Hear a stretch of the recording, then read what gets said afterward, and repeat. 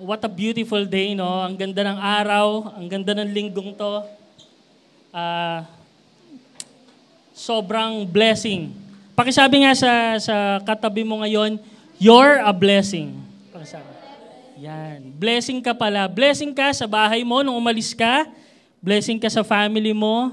Blessing ka sa mga nadaanan mo kanina kung ikaw ay nag-commute, ikaw ay may sasakyan, naging blessing ka. Hanggang sa pagdating mo dito, no, nung nakita ka pa lang ng kapatid natin, blessed na agad sa presence mo pa lang. No, so masayang masaya tayo na nagkita tayo ulit lahat. And kanina, no, share ko lang kasi nung nag-share si Pastor Don kanina nung first service, merong nag-strike sa akin nung sinabi niyang kapag ka pala Kristiyano ka, dapat alam ng lahat. Dapat na ipapaalam mo. Sa workplace mo, sa school mo, dapat pala kilalang Kristiyano ka. And naalala ko yon kasi going back before, nung hindi pa ako nakakilala sa Lord or wala pa akong ganong relationship sa Panginoon, ako yung nasasama sa gimikan. Ako yung kasama sa mga kapasawayan, no? Kung ano yung ino-offer ng mundo, hanggang sa ako na yung mismong nagiging source ng kasalanan. I was that. No? Ako yung nagyayayang magsigarilyo, hanggang sa, dati nagyayaya lang, naging ako na yung hingian ng sigarilyo sa work namin. Sa akin yung lighter ko hindi lang isa, dalawa. Para pag may humiram ng isa, meron pa akong mabibigay dun sa isa. Ganon katindi yung ginagawa ko sa mundo before na akala ko, okay na. I idolized myself before. Na ito pala yung fame na meron, ito pala kapag kasikat ka pala, ang daming lumalapit sa'yo. No? Especially kapag kasalanan, ang daling maka-impluensya. No? Kasi yun yung ino-offer ng mundo sa atin, napakadaling gawin ng kasalanan sa totoo lang.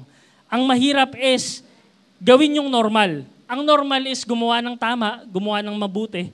Unfortunately ngayon, akala natin ang normal is yung sexual impurities, no? Yung mga ino-offer ng mundo, sexual desire, sin, ang dami. Na before, yung mga bisyo, ino-offer ng world, na sa atin, ito na pala yung normal, pero hindi. No? Sinasabi ng Lord sa atin na hindi. So, bago tayo magsimula, I think meron tayong na-prepare, no, with the help of the media team para mas maintindihan natin yung ibig sabihin ng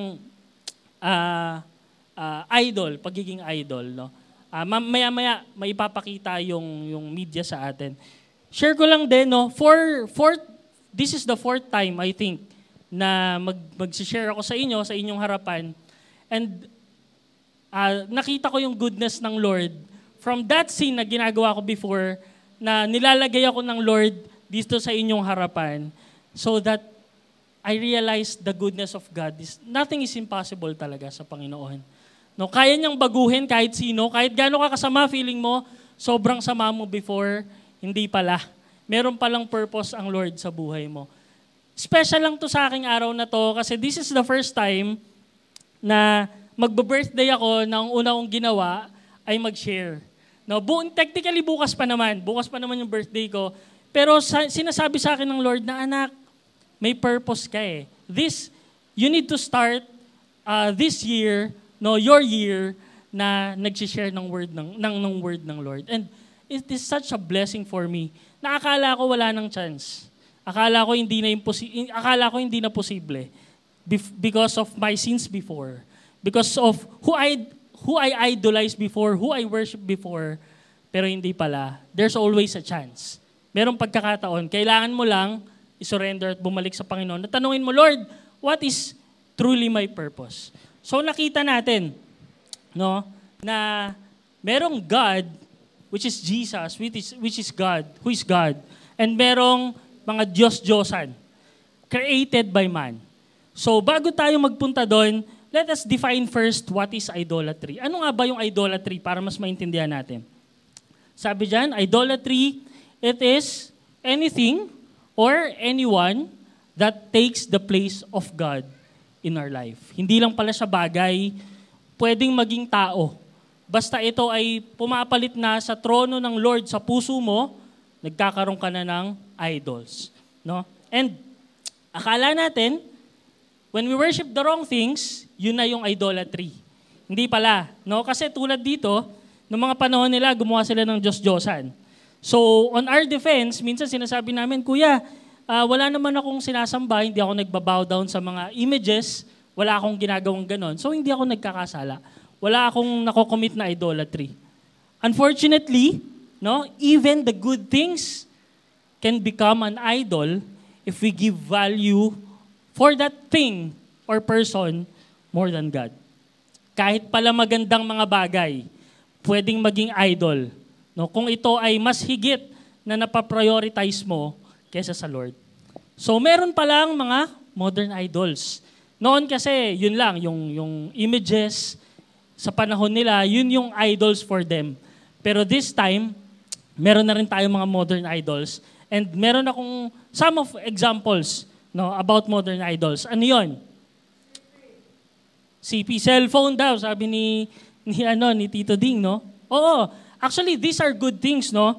Yung mga naandyan. Good things yan. It also helps us. Unfortunately, kailangan ingatan mo yung sarili mo. Kasi maaaring pumalit na to sa posisyon ng Lord sa buhay mo. So, unang money. No, trabaho mo, meron kang side hustle, bukod sa trabaho mo, may extra ginagawa ka pa, meron kang business, pwede pala siyang mag-cause ng idolatry. Kuya, dedicated lang ako ganun lang ako ka-gusto, ganun lang ako ka-passionate. Gusto ko marami akong ginagawa, marami akong goal sa buhay. No? Pero, unfortunately, hindi ka nakakapag-commit, hindi mo na pagpapatibay yung spiritual life mo. Dati, pinagpe-pray mo lang yung work mo Nagpe-pray ka, Lord, pag binigay mo tong trabaho na to sa akin, na, di ba, mas mag-serve pa ako ng todo sa'yo. Mas magiging tapat ako sa giving sa'yo, Lord, bigay mo lang to kasi pangarap ko to Ito yung dream ko na work. Pero nung binigay ng Lord sa'yo, ang dami mo ng excuse. Lord, may pasok ako ng Sunday. O kaya, Lord, overtime kasi double pay, sayang naman. Hanggang sa minsan, kahit na hindi na linggo, may mga activities tayo, pwedeng magpalakas sa atin, hindi na tayo nakaka-attend. Even our devotion, di na natin nagagawa. Kasi Lord, kailangan kong pumasok ng maaga. No, mahihirapan ako, malilate ako kapag nag-devotion pa ako. Napapalitan na. Nagiging yung work na yung idol natin. And last Friday, I think this is twice a month, yung Achievers Night Online, nabanggit ko kay Evan na this is such a blessing for young professionals sa mga nagtatrabaho kasi nakita ko na may mga kakilala kami, may mga naririnig ako na, Kuya, buti naka-attend kami nung Achievers Night Online. Kasi kahit nasa work ako, no, napapalakas niya kahit na medyo stressful, o kaya papunta ako sa work ko, Kuya, may rema pa akong dala, may napulot ako sa Achievers Night Online. And it's such a blessing kasi kailangan talaga natin yon. Kahit na nagtatrabaho ka, hindi dapat dahilan yon para mawalan ka ng time sa Panginoon. Mawalan ka ng relationship sa Panginoon. Ano pa? Gadgets. Sabi ni Tito din kanina, phone. Diba? Merong laptop, tablet, PC. Kung ano mang gadget na yan, na nakakatulong naman talaga sa atin, especially in our modern times. Sobrang kailangan natin yan. Napakadali. Diba? Makikipag-communicate ka sa ibang tao. Ginagamit natin yan sa mga online meeting natin. Sobrang importante din siya. Pero kapag yung gadgets mo, diba, iba na yung laman ng app, iba na yung binabrowse mo, ano ba yung algorithm ng social media platforms mo, check mo. Meron ka man lang bang Bible app sa cellphone mo? Diba, double check it. Kasi kung hindi, mali na. Mali na yung purpose niyan. Hindi na yan yung dapat na, hindi niya na nasa-serve yung purpose niya sa buhay mo. Ano pa? Entertainment. Sa entertainment, madami. Series, films, K-pop, yung mga P-pop natin, banda, marami. Yung iba, series, gaya ng sabi ni Pastora, inaabot ka ng hours, ilang oras sa pakikinig, sa panonood ng series, na hindi mo na napapansin, hindi ako nakapag-devotion kanina. No? Ang 4 na oras, minsan kahit naliligo ka, nagpe-play yung pinapanood mo, kumakain ka, nagpe-play yung pinapanood mo. Tama pa ba? Tama pa ba yung heart ko? Ito pa ba yung purpose nitong bagay na ito sa buhay ko? And alam nyo, naging guilty ako dito sa entertainment. Kasi before, pagpapasok ako sa work, morning devotion, meron tayong online. Tapos after nun, nakikinig ako ng mga preaching, lalo pag malalayo yung biyahe ko. Pero lately, napansin ko, ang pinapanood ko, Batang Quiapo. Oh, nahuli na ni Marites Sirigor. Pero sabi ko, parang there's something wrong. No, hindi ito nakakapagpalago sa akin eh. Mas excited na akong manood na itong series na to kaysa makinig ng salita ng Lord. So there's something wrong. And kailangan basagin mo yun. No, kailangan you despise it, you hate it. Sabi ng Panginoon, yung mga idols na yan, hindi niya yan tinotolerate. Kailangan mawala yan sa buhay natin. Ano pa? Nakalagay dyan, stress busters. Ano yung stress busters? Pwedeng pagkain, di ba, na nagsistress eating ka kasi stress na stress ka, gusto mong kumain, may pera ka, gusto mong gastusin sa food na to, kahit minsan di ka namang nagutom, pero kumakain ka pa rin, you worship that food. Ano pa? Sa stress busters na yan, beach, outing. No, madalas, gusto kong mag-unwind, gusto kong magpalipas ng stress, punta ako sa beach. O kaya punta ako sa bundok, akyat ako ng bundok, tapos sisigaw ako doon. Sisigaw ko yung problema ko, ilalabas ko yung hinanaing ko. Ang tanong, sa kakasigaw mo ba, naibulong mo man lang ba yon sa Panginoon? Diba?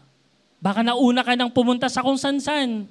Hindi mo naunang sabihin sa Lord na, Lord, ito yung struggle ko. Lord, this is where I'm hurt. Ito yung nararamdaman ko ngayon.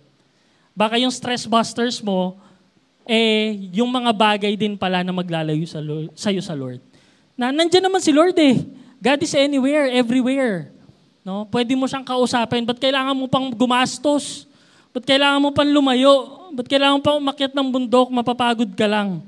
Diba? Sa Lord, He's there. He's ready to listen. No? So, mag-ingat tayo. Mag-ingat tayo sa mga to. Ano pa? Spouse. Tignan mo, may asawa na dito. Meron ba may mga asawa na dito? No? Ang spouse pala pwedeng maging idol. 'Di ba? Kapag ka pala yung asawa mo ay hindi na in line sa sinasabi ng Diyos sa buhay nyo, pero sinusunod mo pa rin, yung spouse mo nagiging idol mo na. Diba? Meron akong kakilala, nagsiserve siya sa Lord. Nagpe-pray din siya na, Lord, sana mapangasawa ko to. Ay, maging girlfriend muna pala, sorry. Pero yun yung goal niya mapangasawa niya. So, to cut the long story short, niligawan, sinagot, nag-propose, nagpakasal. Unfortunately, yung babae ayaw magsimba. Hindi niya na-win, hindi niya nadala sa church.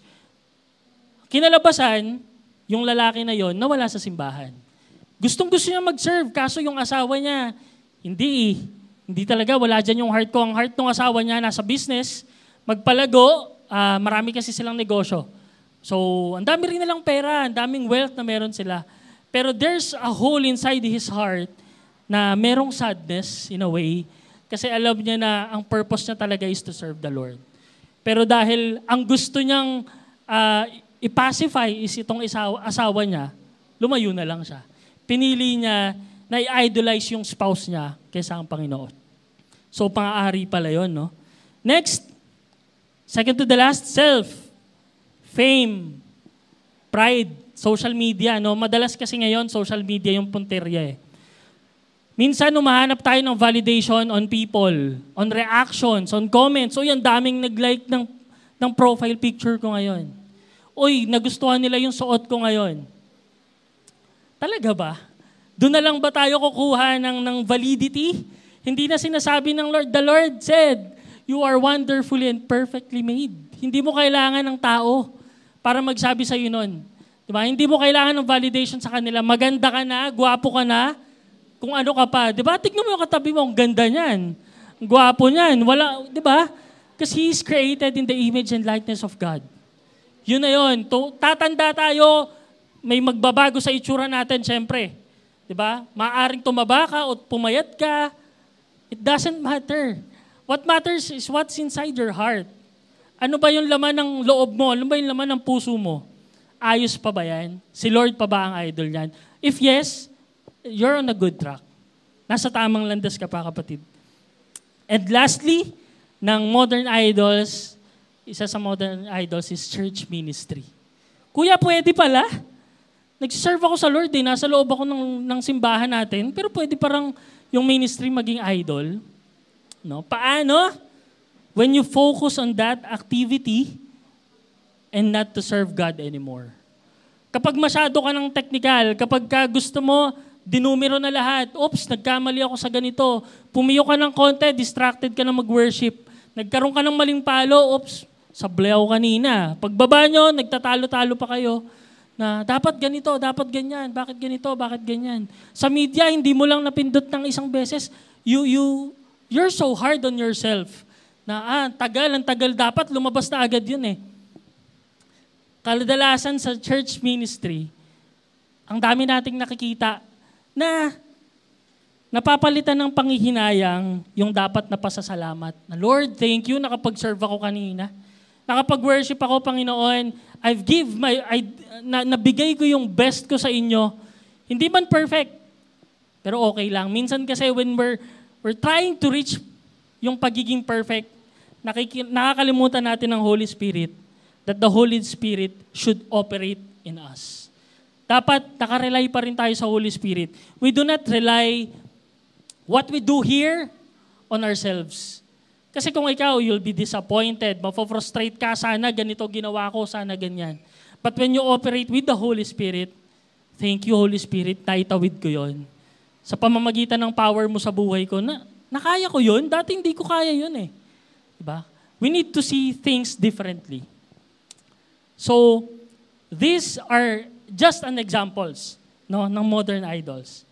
And hindi ko sinasabing alisin tong mga bagay na to. No? Kasi imposible naman. Paano mo alisin yung money? Sa panahon natin, paano mo alisin yung phones, yung gadgets mo? Paano ka makikipag-usap sa iba? No? Ang kailangan lang natin gawin, evaluate natin yung heart natin. Rearrange it, reorder it, no, na dapat hindi ito mas importante sa Panginoon natin. Itong mga bagay na to is just a blessing. Give sa atin ng Lord natin na gamitin natin sa tama. Kung ano yung purpose niya lang, dapat. Wag to the extent na papapalitan ng Diyos sa buhay mo. Sabi in Colossians, no? Chapter 3, verse 5, put to death, therefore, what is earthly in you? Sexual immorality, impurity, even passion. Pwede pala yung maging idol sa buhay mo, kung ganun ka nakatindi, kapassionate, no? Evil desire and covetousness, which is idolatry. Sabi dyan, put to death, patayin mo sa sarili mo. Kasi maaaring yan ang mag-cause para maglayo sa iyo sa Lord. Na malihis yung focus mo, hindi na sa Panginoon, doon na sa mga bagay na ino-offer ng mundo. So, let us ask ourselves right now, where do we spend our time? Saan mo inuubos ang oras mo? Anong ginagawa mo? Saan ka masyadong naglalaan ng panahon ng oras? Pangalawa, saan mo ginagastos yung pera mo? Anong pinupuntahan yan? No? Saan? Sa tama ba? Nakakapagbigay ka ba ng tapat sa Lord with a cheerful heart? Diba? Kailangan i-assess mo yan. Tanungin mo yung sarili mo. Next, where do you get your joy? Doon na ba sa mga modern idols kanina? Kailangan maging honest ka sa sarili mo. No? Kasi ikaw at ang Diyos lang ang nakakaalam eh. Hindi naman natin masasabi kung, Kuya, hindi ako yan eh. Diba? We'll never know. Ikaw at ang Diyos lang. So be honest.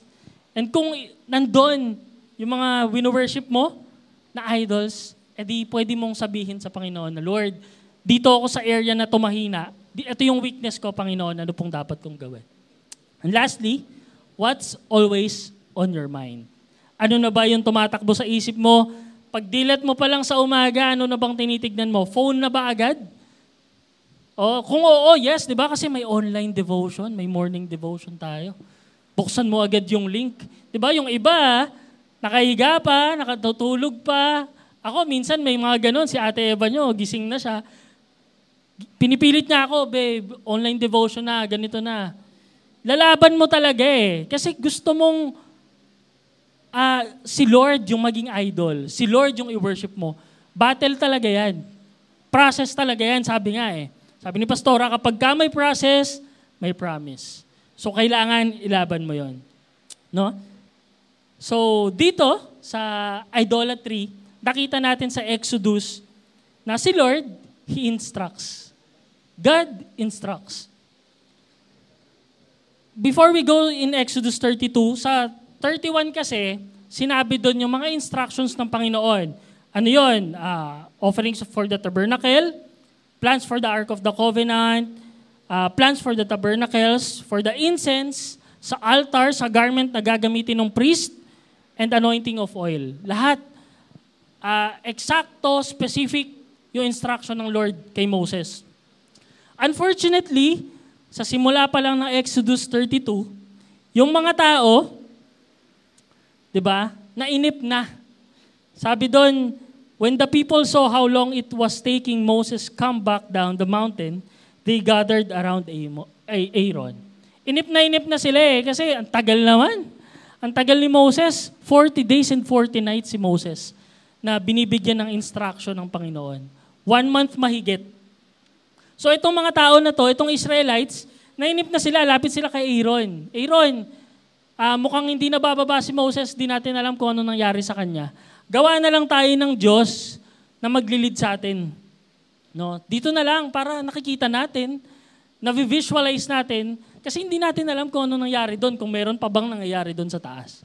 So si Aaron, anong ginawa niya? Sige, bigay niyo sa akin yung jewelries niyo, yung gold niyo, and gagawin natin yung golden calf, or gold calf. No? So dito, sabi dyan, it is shape of a calf. When the people saw it, they exclaimed, O Israel, these are the gods who brought you out of the land of Egypt. Dito kasi yung Israelites, they are so scared of uncertainty. Experience na ba natin yon? Takot tayo mabuhay na walang kasiguraduhan. Saan ako kukuha ng pera para sa bills na to? Saan ako kukuha ng pantuition? Diba? Saan ako kukuha ng pambayad ko sa ganito, sa ospital, sa gamot ko? Saan ako kukuha? Kailangan gusto natin laging meron. Laging merong sagot. Andyan agad yung solution. No? So, in this verse, nainip na sila eh. Gumawa na sila ng paraan. They take things onto their own hands. No? But sabi in Matthew 6:34, therefore do not worry about tomorrow, for tomorrow will worry about itself. Each day has enough trouble of its own. Hayaan mong mamroblema yung bukas sa kanya. Ang isipin mo yung ngayon, meron na eh. Kung iisipin mo yung bukas, masistress ka lang. Madadagdagan lang yung worry mo, hindi mo naman masusolusyonan. Mapapatungan mo pa. No, magpapatong-patong pa yung pagod mo, yung isipin mo na isang buong 24 hours muna. Doon ka na muna magsimula. Then pagdating ng bukas, saka mo siya isipin. And the Lord will provide solutions. The Lord will surely provide wisdom. No? And balikan ko lang ulit sa verse 3. Sabi sa verse 3 ng Exodus 32, all the people took the gold rings from their ears and brought them to Aaron. Sa verse 2 pala, sorry. Tama, sa verse 3. So, the Israelites are slaves. No? Kung magtataka kayo, kuya, slave sila eh. Diba? Saan nanggaling yung gold earrings nila, yung jewelries nila, yung fine clothing nila, paano nila nakuha yon? Sasagutin po yan, balik tayo sa Exodus 4. Sinagot yan ng Panginoon, sinagot yan ng Exodus chapter 4, verse 21 to 22. And I will cause the Egyptians to look favorably on you. Ayan, they will give you gifts when you go, so you will not leave empty-handed. Every Israelite woman will ask for articles of silver and gold and fine clothing from her Egyptian neighbors and from the foreign women in their houses. You will dress your sons and daughters with this, stripping the Egyptians of their wealth. So doon pala nang galing yung gold, jewelries, lahat ng alahas na meron sila, nanggaling pala yan sa Egyptians before kung saan sila pinalaya ng Panginoon. So nakikita natin yung irony ngayon. The Lord was the source of those golds. Those are gifts, are blessings, yung wealth na meron sila sa Panginoon nang galing. Si Lord din yung nagpalaya sa kanila sa Egypt.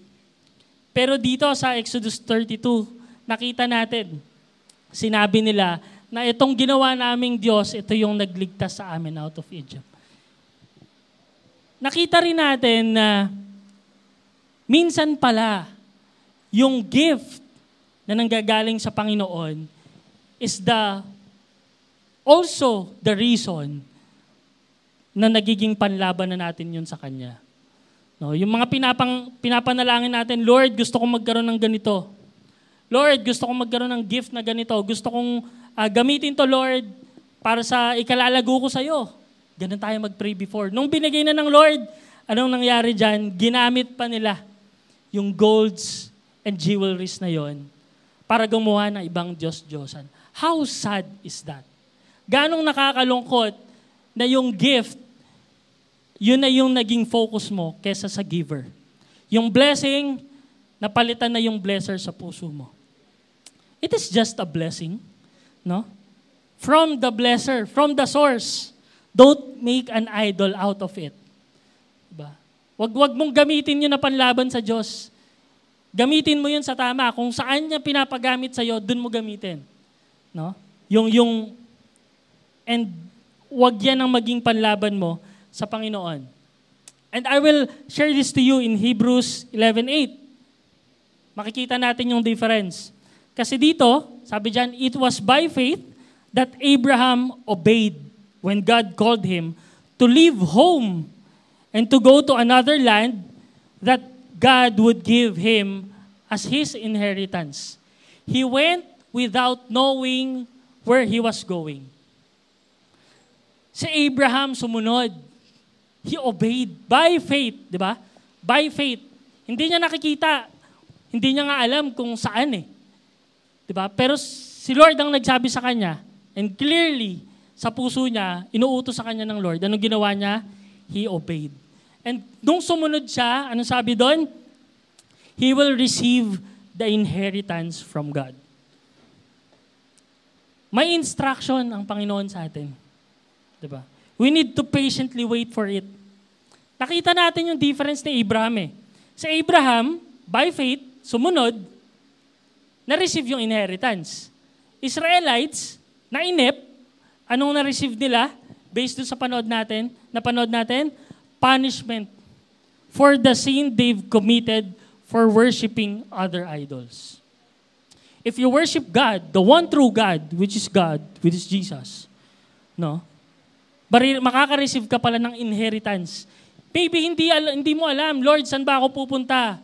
Saan ba akong work dapat ngayon? Saan ba akong school papasok, Panginoon? Malapit na yung enrollment. Diba? May pang-tuition ba ako? May pang-bayad ba ako? Okay ba sa environment ng work na yan? Ang sabi dyan, have faith and obey.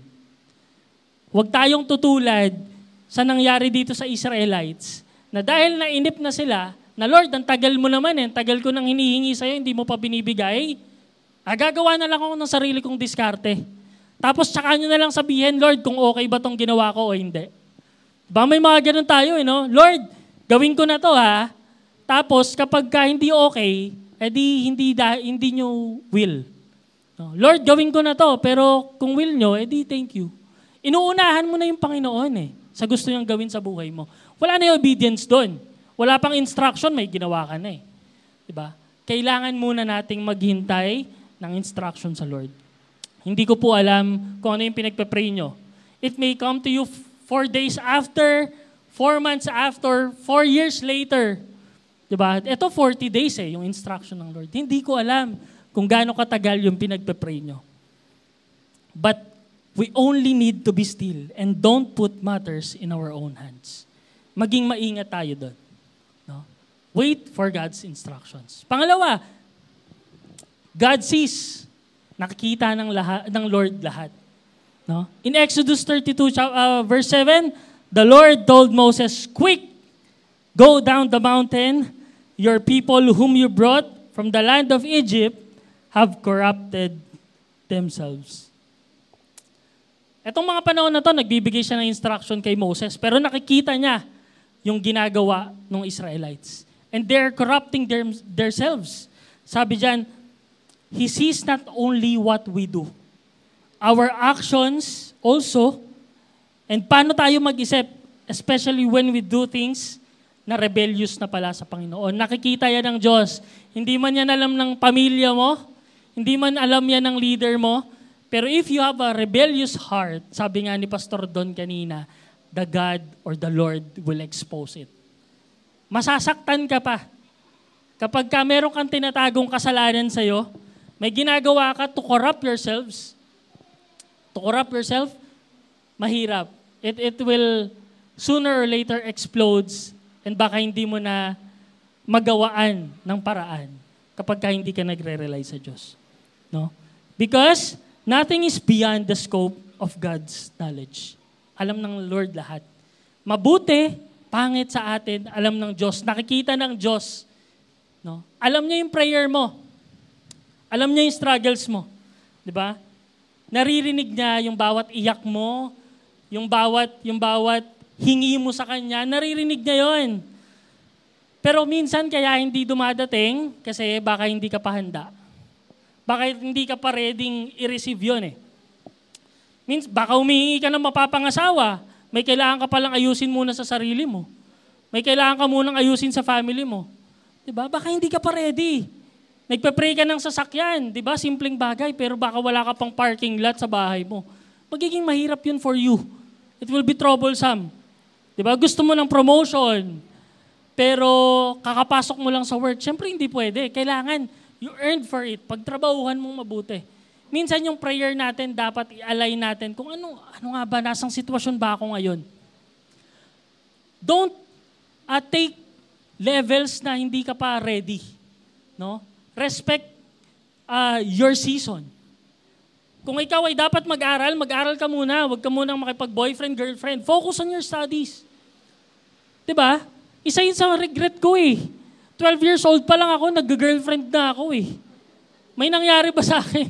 Kailan ako kinasal? 27 na ako. Ano nangyari doon sa 12 years hanggang 27 years ko? Ano nangyari? Nakasakit ka, nasaktan ka. Diba kasi hindi mo pa tamang season eh, 12 years old. Yung iba dito, nagte-10-20 pa lang ng 12 years old eh. Diba? So, alamin mo season mo. Kung kailangan mo magtapos ka muna. Galingan mo dyan sa season mo. Para pagdating mo na, eto na, ready na ako. Sabi ng Lord, this is my season naman para magkaroon na ng partner sa buhay. E di, mas magiging maayos kasi kumpleto ka na. Okay ka na. No? Kasi, kung tanungin ka ng Lord, bigay ko sa'yo yan ngayon, ready ka ba? Kaya mo bang i-receive? Handa ka na ba? Baka hindi pa. Masasaktan ka lang, masasayang lang, baka hindi mo maalagaan. No? Because the Lord have His own schedule for us. You need to align your timeline to His, not to this world. No? May sariling schedule ang Lord, hindi porket, parang yung kapatid ko, ganitong edad, nakapag-asawa na ako, hanggang ngayon wala pa rin asawa, wala pa kaming anak. Wala pa akong anak. Diba, yung mga kabatch ko, graduates na ngayon eh. Ngayon, hanggang ngayon, nag-aaral ako. Diba, we always compare yung season natin sa iba. Hindi yun eh. Hindi ganun kumilos ang Lord. The Lord, each one of us, meron tayong story. Meron tayong journey, own journey natin, sariling blueprint mo na galing sa Panginoon. Huwag mong ikumpara yung journey mo sa iba. No? Dapat i-align mo yung timeline mo sa Panginoon. Diba? Maririnig mo minsan, bakit wala ka pang ganito, ganyan, wala ka pang asawa, wala ka pang anak, ba't hindi pa rin kayo nagkaka-baby, ang tagal nyo nang mag-asawa? Diba? Bakit wala ka pa rin kotse, tagal mo nang mag-work, wala ka pang napupundar na bahay? Diba? Saan natin naririnig yan? Minsan sa kaibigan, madalas sa pamilya mo, kapamilya mo pa. Mga pinsan mo, mga tito-tita mo, na minsan napapagod ka nang marinig eh. Diba? Sawang-sawa ka nang marinig. Pero hayaan mo sila. Diba? Do not worry about them. Hayaan mo sila. Opo, tango ka lang. Yes po. Why? Because the world may offer you the best right now, but the Lord can give the best for you eternally. Maaaring bigyan ka ng mundo, ang ganda ng ino-offer ng mundo sa akin ngayon. Ganito, ganyan, sunod-sunod. Pero those things are temporary. They perish. No? Maglalaho din yan, mawawala yan. No? The Lord sees, knows, and holds everything. Our future. May nabasa nga ako the Lord doesn't, hindi lang alam ng Lord yung future mo. Siya pa mismo yung may hawak nun. No? Hindi lang siya nakasaradong kamay kasi gusto niya pa rin kumilos ka. The Lord is not manipulative. No? Gusto niya kumilos ka kung paano mo gusto. Kaya nga tayo may free will Pero nandun tayo sa palad niya. He knows our future. He holds our future. At kapag sumunod ka, mapangyayari yung will ng Lord sa buhay mo. Dapat excited tayo doon. The Lord, okay lang na hindi ko makuha yung binibigay or no-offer ng mundo. Basta magkaroon ako ng eternal life na ikaw yung kasama. Kasi our body, mawawala to. This will decay. Kotse mo, bahay mo, pera mo, mawawala yan. Lately, merong nasunog. Diba? Yung tricycle driver yata, jeepney driver, 300,000 nasunog. Tinago niya, pinakaingat-ingatan niya, nasunog lang. Hindi ko lang alam kung ano yung nangyari after that nung dinala niya sa bank. What I mean, what I want to say is everything will perish. Kahit ano pa yan, kahit gaano ka kayaman, mawawala yan. Pero kung ikaw ay merong relasyon na maayos sa Lord at alam mo kung sino yung dapat na wino-worship, hindi ka man magkaroon ng magagarbong sasakyan, maayos na bags, magagandang bags, branded na gamit. Pero alam mo na darating ang panahon, you will enter the kingdom of God. Yun pa lang, more than enough na dapat sa atin. Diba? More than enough na yun. Kailangan lang, surrender mo sa Kanya. Lord, nakakainip, tagal. Pero alam ko, in your own perfect time, pag na-receive ko na yan, I am ready. Pag dumating na sa buhay ko yan, handa na po pala ako. And let us be thankful and grateful pag dumating yun. I'm excited kung ano man po yung pinagpe-pray nyo ngayon at dumating sa inyo. I'll be very glad kasi naniniwala ako na ibibigay ng Lord sa inyo in His perfect time. So God instructs, God sees, nakikita ng Lord. Third is, God feels. Nararamdaman. Merong pakiramdam ang Diyos.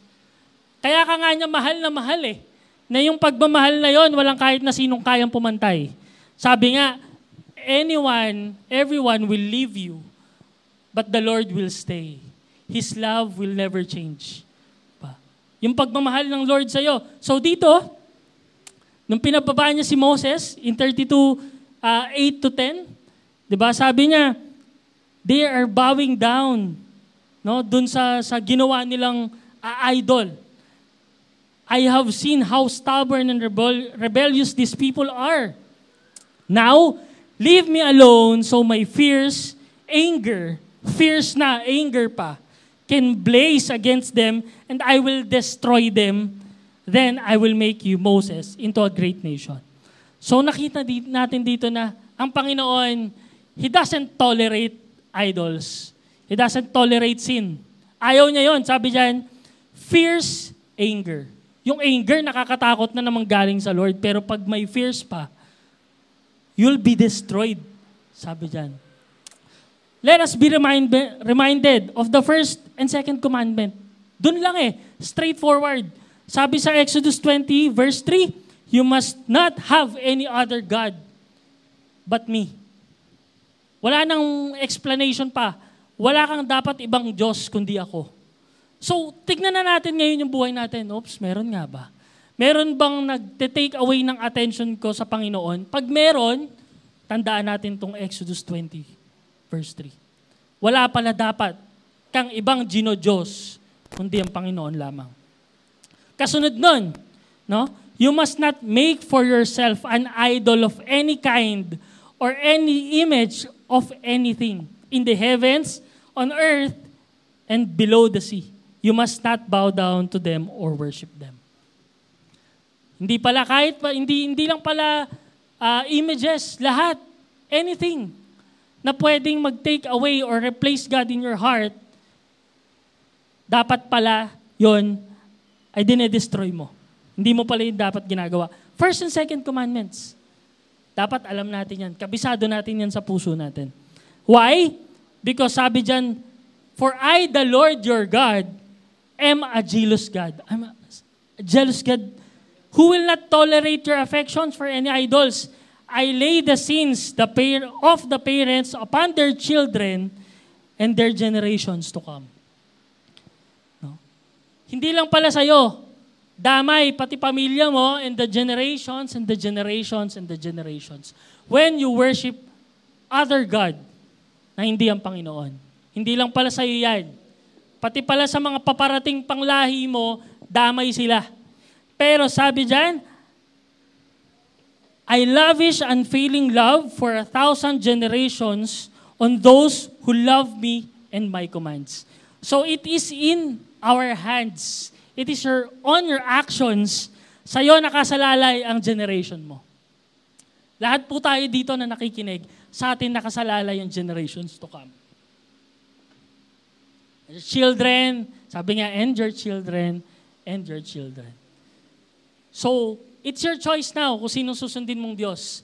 Yung Diyos na kayang ibigay sa'yo lahat, inheritance, not only in this earth, but also His kingdom is open for you. O yung mga Diyos-Diyosan, sabi nga, who have eyes but cannot see, who have mouth but cannot speak. Yung mga Diyos-Diyosan na hindi ka kayang mahalin, yung mga Diyos-Diyosan na kailangan mo pang buhatin para makapunta sa isang place, saan ka nakakita ng ganung Diyos? Yung Diyos na ikaw mismo ang gumawa. Diba? Paano mangyayari yun? But our God is God who has everything.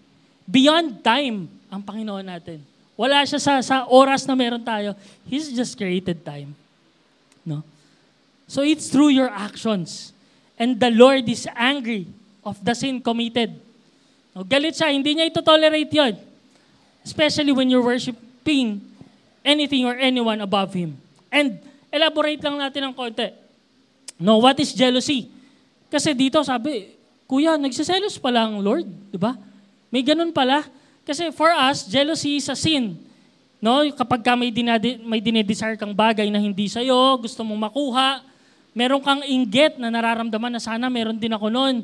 O kaya sana sa akin na lang yon, no? Or meron ka namang possession sa'yo na gusto mo sa'yo lang and you crave for it.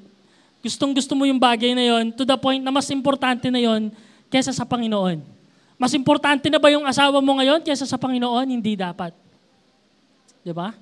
Hindi dapat. Kasi God muna ang nasa pinakaibabaw. Sabi ko nga, good thing na may partner ka sa buhay. Pero hindi yan magiging rason dapat para mapalitan ng Diyos sa buhay mo. Subukan mo na unahin yung partner mo. Ang gulo niyan. Ang ingay sa bahay niyan. Diba? Mag-aaway kayo, hindi nyo maintindihan ng isa't isa kasi wala si Lord sa center eh. Pero kapag si Lord ang nasa center, pag inutusan ka maghugas ng plato, maghugas ka. Pag sinabing isampay mo to, kahit may ginagawa ka pa, isasampay mo yan. Diba? With a joyful heart. Diba? Masaya ka. Diba? Kapag ka may ginagawa ka at sinabi niyang, pakuha naman ito, masaya ka kasi the Lord is with me.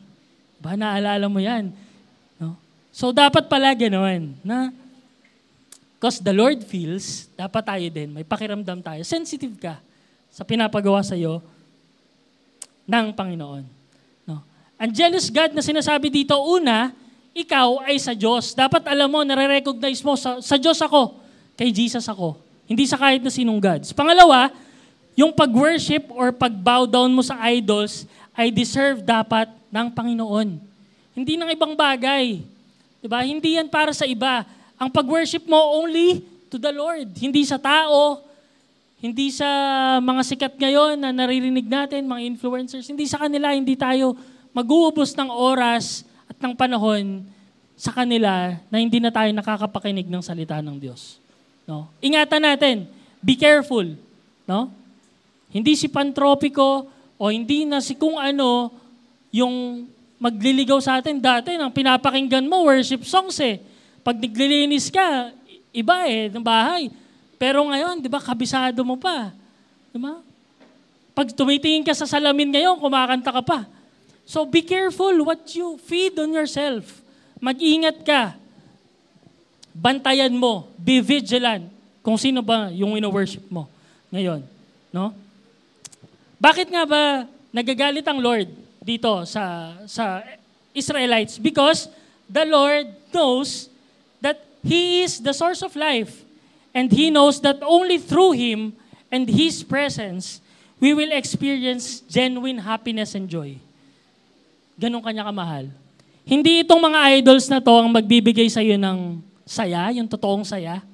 Only through God, may experience mo yung joy na kahit wala ka nung mga bagay sa mundong to, pero pag meron kang Kristo sa puso mo, sapat na, higit pa, sabi nga. Sapat na at higit pa.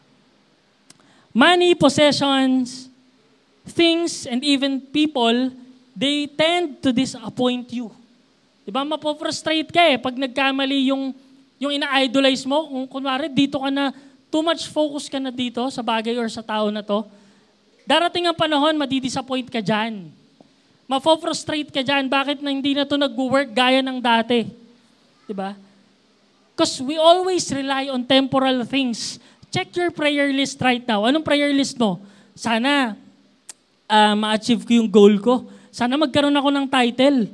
Sana makuha ko na yung dream car ko or makapagpatayo kami ng magandang bahay sa subdivision na gusto namin. Those are good things. No? Ang gaganda nun, ang gaganda ng mga pangarap na yun. Hindi ko sinasabing alisin nyo yun. But nagkaroon na ba tayo ng prayer na, Lord, I want humility. Lord, I want holiness from you. Lord, I want to separate my life to this world. Sana meron tayong ganong prayer. Yung prayer na hindi nawawala, yung prayer na hindi naglalaho, yung prayer na kahit kailan ay hindi magpe-perish. No? We need to pray for the eternal life na magkaroon tayo. And makukuha lang natin yon sa pamamagitan ng ating Panginoong Hesus, wala nang iba. Kahit anong paikot-ikutin mo, no? Kahit saan ka magkaligaw-ligaw, kahit paano mo hanapin yung sarili mo, di ba? Ang hirap no, paano mo hanapin yung sarili mo? Hindi ko maisip kung paano natin hahanapin yung sarili natin, andyan lang naman yan. Di ba? Ang hanapin mo, paano mo marireceive eternal life? Paano? Ano yung purpose ko? What is my purpose in this life? Ano ba yung dapat na ginagawa ko? Diba? Kasi baka na masyado ka nang bombarded ng SOCMED. Ang dami nang nafe-feel sa'yo ng feeds mo. Nagkakaligaw-ligaw na tayo dyan. Diba? Bible yung unahin natin. Basahin natin, ilaban natin. Yung iba, hindi, kuya, ang hirap Ang hirap talagang battle kung magbasa ng Bible. Di labanan mo yung battle na yun, ipanalo mo yung battle na yun. Huwag kang magpapatalo. No? And idolatry is a one-way relationship. Pag sinabi nating relationship, dapat dalawa yan, 2 or more, para magkaroon ng relationship. What I mean with this is, kapag ka pala meron kang idol, ikaw lang yung nag-idolize sa kanya, wala siyang binabalik sa'yo. He doesn't love you. He doesn't care for you. Wala siyang pakialam. Baka nga hindi niya alam na nag-e-exist ka. No? So, let us be careful. No? Sa mga idols na yan. Na baka ikaw lang yung merong affection, pero yon wala sa'yo. So, mag-ingat tayo. Be vigilant, sabi ko nga kanina.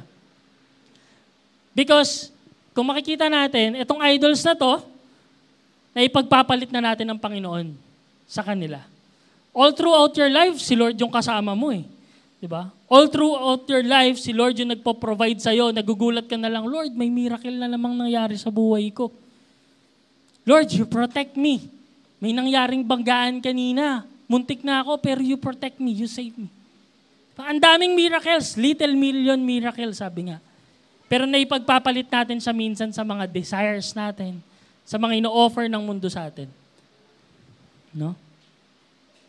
These Israelites have seen miracles upon miracles na ginawa ng Lord sa buhay nila, pero hindi pa rin sila fully committed and surrendered sa Panginoon. Di ba, napalaya nga sila ng Lord The Lord gave them the clouds para hindi sila mainitan and the light para meron silang gabay. Ang dami na alam nilang supernatural na nangyayari sa buhay nila. They've seen it with their own eyes, yet hindi pa rin sila naniniwala sa Diyos. How sad is that?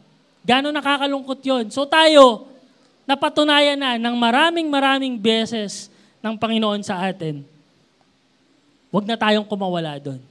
Huwag na tayong lumayo. Next, God hears. No?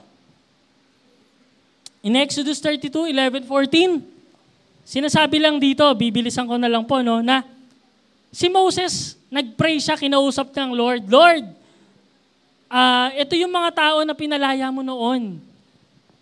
No, ito yung mga tao na sinabi mo, pinangakuan mo na marireceive nila yung promised land. Baka pwedeng wag mo na silang parusahan. Ano ang sabi dyan sa 14? So the Lord changed His mind about the terrible disaster He had threatened to bring on His people. This is an example of authentic relationship. Moses and Jesus. Sa sobrang authentic nito, nakinig ang Panginoon dun sa, nung pinapacify na siya ni Moses, nakinig siya. Grabe yung relationship nila.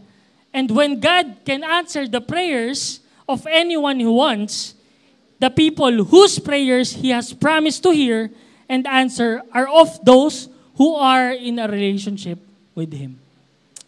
Yung mga tao, lahat tayo, pag nag-pray tayo sa Panginoon, di rin ganyan. Pero yung, sabi dito, He has promised to hear and answer. Nangangako siya na papakinggan niya at sasagutin niya yung mga dasal ng mga taong may relasyon sa Kanya. So ikaw, check yourself. Do I have a relationship sa Lord? Kasi kung wala kang relationship, mahihirapan ka mag-communicate sa Lord. Pwedeng tinatype mo yan, pwedeng, parang sa social media ngayon, you cannot message someone easily. Diba? Hindi kayo magkakilala, you're totally strangers. You cannot communicate with them. Pero kapag ikaw meron kang relationship, magkakaroon kayo ng communication together. That is very important. Para marinig ka ng Panginoon, simple lang, dapat may relasyon ka sa Kanya. How to do that? No? Read the Word of God. Andun lahat ng sagot niya sa questions mo. Nandun lahat. Pray. Diba? Pray in your prayer room. Give time na magdasal sa Kanya. Open your heart to Him. He is very willing to listen. The last point, God is right and just. And God acts. No? In 32 to 35, sabi dyan, the Lord replied to Moses, I will erase the name of everyone who has sinned against me. Kala natin okay na, no? Yun pala, hindi doon natatapos. The Lord acts, may gagawin ang Panginoon. And ano yon? The Lord sent a great plague upon the people because they had worshipped the calf Aaron had made. Meron talagang punishment. No? God is a God of justice. Kailangan nating malaman yan. Without His justice, sin would run unchecked. Kung walang hustisya, tuloy-tuloy ang kasalanan. Kung walang hustisya, wala na ring obedience. Bakit ka susunod? Diba? Ano pang susundin mo? Wala namang parusa sa akin eh. Hindi naman ako mahuhusgahan eh. Diba? Bakit pa ako susunod sa inuutos ng Diyos? Justice is indispensable. Para lang din yan yung pagmamahal at mercy ng Lord sa buhay natin. Magkakasama yan. No? So kapag meron tayong kasalanan, merong kalakip talaga na parusa na nang gagaling sa Panginoon. Sobrang daming beses binigyan ng Lord ng chance ang Israelite. Pero sabi doon, they still did what was evil in the Lord's sight. Mga kapatid, do not wait until it's too late. Huwag nang yung gagawa ko ng kasalanan, madali namang mag-sorry sa Lord eh. Gagawin ko to, tapos pagdating ng Sunday, pagpe-pray ko na lang, talagang iiyak ka pa. Talagang todo ka, pero after that, kinabukasan ng Lunes hanggang Sabado, uulitin mo na naman yung kasalanan. Don't wait until it's too late. The Lord will punish us kapag hindi tayo natuto sa mga kasalanan ginagawa natin. Kapag namuhay tayo na hindi siya ang wino-worship, hindi siya ang inuuna, may kalakip pala yang punishment. Because the Lord doesn't tolerate. So right now, examine your heart. Ano ba yon? Ano ba yung mga ginagawa ko based doon sa mga shinare ko kanina nung simula natin, ano kaya doon yung pwedeng pumapalit in a way? Hindi man ganun kalala pa, pero sana ngayon maagapan na natin. Na mapalitan natin yon, ibalik natin si Lord sa trono ng puso natin. And for our conclusion, sabi ko dyan, make the sovereign God, the God who is in control, your Creator, yung Diyos na gumawa sa atin, lumikha sa atin. Make Him the one true God of your life, whom you'll give your best worship. Sa Kanya lang natin ibibigay yung worship na nararapat sa Kanya. Hindi sa kahit na sinong tao, hindi sa kahit na sinong bagay. It is only for God. And one of the best worship is to offer our lives to Him. Serve our purpose. Ano bang pinapagawa sa iyo ng Lord? Gawin mo. Lord, ready na ako. Na-examine ko na, dito pala sa area na to ako mahina. Aayusin ko, itatama ako, and these gifts will retain as gifts. These blessings, these good things will retain as good things. Ang gagawin ko ngayon is I will focus my life eternally unto you. And I personally believe in the love of God. That the Lord holds our future, and whatever happens in our lives, His will should be done. Kung ano man yan, minsan hindi man align, pero it is for the best of us. Maaring maganda yung plano mo, pero yung best, yung plano ng Lord para sa iyo. Kinig lang tayo, sunod lang tayo. When you rely on God, there is peace. Lord, kaya pala. When you rely on God, there is no disappointments. There is no frustrations. The Lord has the best plan for us. And He will take you to the right and perfect place for you na hindi kayang gawin ng kahit na sino o ng kahit ano. So let us offer our life to the Lord. Can we stand?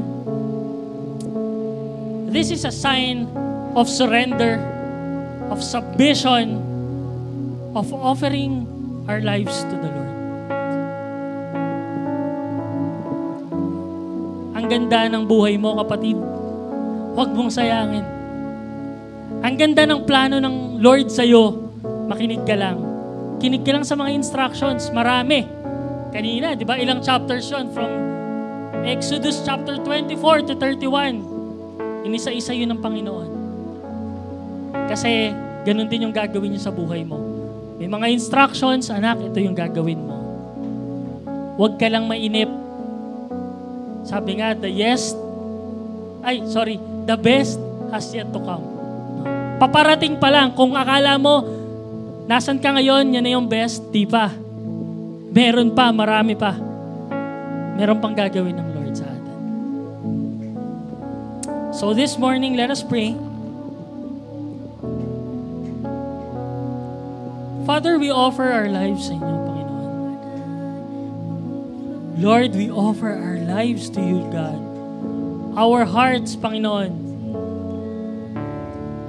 Kung ano yung gusto mong gawin sa puso namin, Panginoon, gawin mo po. And use it, Panginoon, sa glory mo. Lord, we offer our days. We know our days, Panginoon. Kayo ang nakakaalam kung gaano lang kami katagal sa mundong to. Panginoon, gusto naming sulitin yung buhay namin sa mundong to na nagsiserve sa iyo.